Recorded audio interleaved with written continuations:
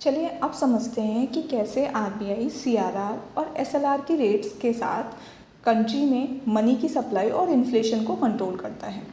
अगर हम present CRR और एसएलआर की बात करें तो वो इस समय हैं 4.5% सीआरआर और एसएलआर 18%।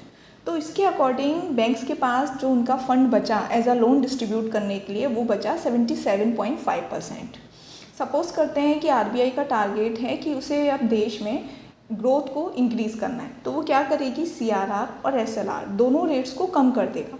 मान लेते हैं सीआरआर 4% कर दी और एसएलआर 16%। तो बैंकों के पास कितना फंड बचा, 80% कि वो इस फंड को एज अ लोन डिस्ट्रीब्यूट कर सकते हैं।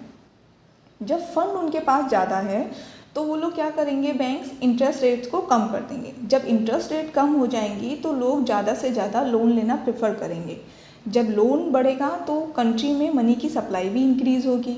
जब सप्लाई इंक्रीज़ होगी, लोगों के पास पैसा होगा तो वो लोग डिमांड भी बढ़ाएंगे अपनी। जब डिमांड बढ़ेगी तो उनको कंप्लीट करने के लिए प्रोडक्शन को भी बढ़ाना पड़ेगा। जब प्रोडक्शन बढ़ेगा तो इसका ऑटोमेटिकली इसका असर ग्रोथ पे पड़ेगा, तो ग्रोथ भी इंक्रीज़ होगी।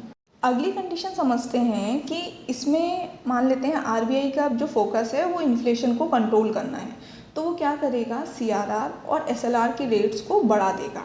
सीआरआर मान लेते हैं 6% कर दिया, एसएलआर 20%। तो अब जो बैंकों के पास फंड बचेगा वो बचेगा 74%। जब लोन का जो फंड है वो कम हो जाएगा तो ऑटोमेटिकली बैंक्स क्या करेंगे, अपने प्रॉफिट को बढ़ाने के लिए इंटरेस्ट रेट हाई कर देंगे। जब इंटरेस्ट रेट हाई हो जाएंगी तो लोग कम से कम लोन लेना प्रेफर करेंगे। जब लोन कम लिया जाएगा तो कंट्री में जो मनी का फ्लो है वो भी कम हो जाएगा। अब जब पैसा कम हो गया, लोगों के पास पैसा ही नहीं है, तो वो कम से कम डिमांड को करना प्रेफर करेंगे। जब डिमांड कम हो जाएगी तो प्राइसेस भी नीचे आ जाएंगे और इससे देश में इन्फ्लेशन भी कंट्रोल हो जाएगा। हालांकि थोड़ा बहुत इन्फ्लेशन को मेंटेन करना भी आरबीआई के लिए ज़रूरी होता है, क्योंकि वो हमारे कंट्री की ग्रोथ के लिए हेल्दी माना जाता है। तो इस तरह आरबीआई सीआरआर और एसएलआर और अदर मॉनेटरी टूल के थ्रू कंट्री में इन्फ्लेशन और मनी के फ्लो को कंट्रोल करता है।